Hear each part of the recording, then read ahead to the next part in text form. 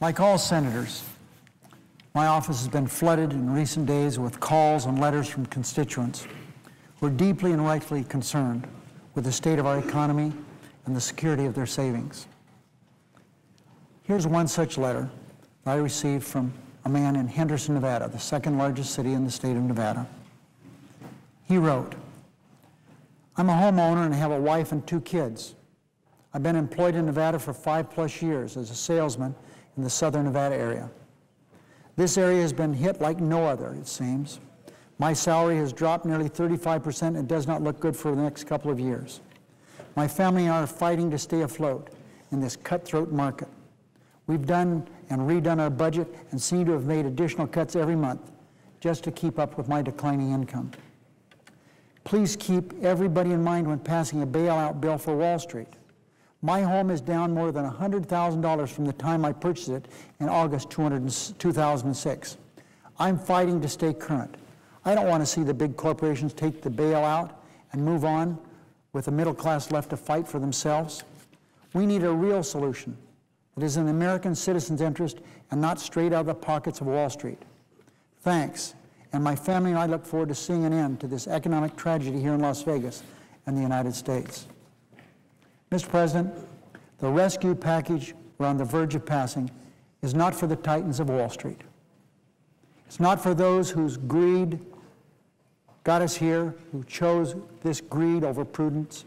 It's not for the CEOs who failed their employees, then left town with multi-million-dollar golden parachutes. This plan is for the man from Henderson whose letter I read. It's for families in Las Vegas, Reno, Winnemucca, Sparks. Not statistics, but real people with problems that did not cause and cannot solve the problems themselves.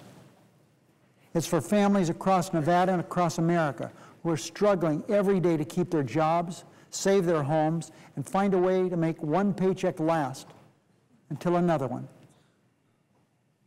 Some members in both chambers of Congress ask how they can explain a vote in favor of this legislation to their constituents.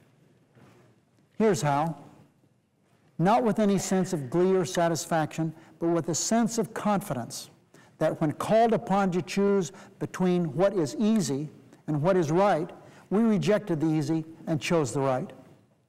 There's not a member of Congress who wouldn't rather use this money to reduce our record debt, to invest in roads, schools, hospitals, bridges, health care, education, or to provide for our troops and veterans with the care they deserve.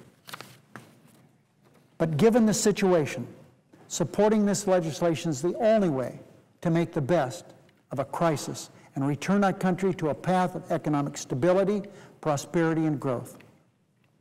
If we do not act responsibly tonight, we risk a crisis in which senior citizens across America will lose their retirement savings, small businesses won't make payroll, students won't be able to obtain loans to go to college, and families won't be able to obtain mortgages for their homes or for loans for their cars. Mr. President, in the words of Ralph Waldo Emerson, thought is the blossom, language the bud, action the fruit behind it. My friends, it's time for action.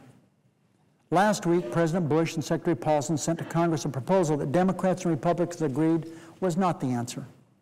We proceeded to put politics aside, and after long hours and sleepless nights, have come to a solution that the White House, the Treasury Department, the leaders from both parties on Capitol Hill all believe will resolve this crisis by protecting taxpayers first. On a bipartisan basis, Mr. President, we added oversight to safeguard any public funds spent. Mr. President, on a bipartisan basis, we stopped CEOs from receiving golden parachutes at our expense, taxpayers' expense. Mr. President, on a bipartisan basis, we made sure that this taxpayer money would be an investment, not a giveaway, and that any future returns would go not to the corporations, but to the taxpayers. Mr. President, on a bipartisan basis, we ensured that homeowners facing foreclosure would receive much-needed help. And on a bipartisan basis, Mr. President, we added a provision to increase Federal Deposit Insurance Corporation insurance for bank deposits from $100,000 to $250,000 to renew the American people's confidence that the money they put in local banks will be protected. In addition to these critical improvements, Democrats and Republicans, on a bipartisan basis, decided to include other important components that will lower taxes and create jobs. So I ask all my colleagues, Democrats and Republicans, to send a clear and resounding message to America, to the homeowners, laborers, middle-class families, students, senior citizens who are struggling and really suffering. A clear, resounding message that we hear them and that help is on the way.